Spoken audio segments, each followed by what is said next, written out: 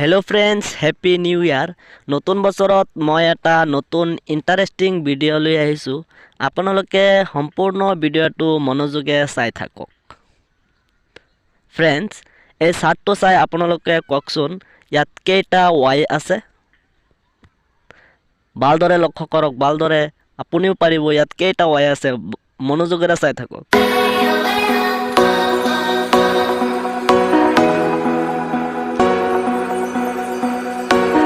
কি পাৰিছেনে আপুনি? যদি নোৱাৰে তেনেহ'লে মই কৈ দি আছোঁ, ইয়াত 11টা ৱাই আছে। এতিয়া আপুনি কওক, এই চাৰ্টটো চাই আপুনি কওকচোন, ইয়াত কেইটা পি আছে? ভালদৰে চাওক, কেইটা পি আছে?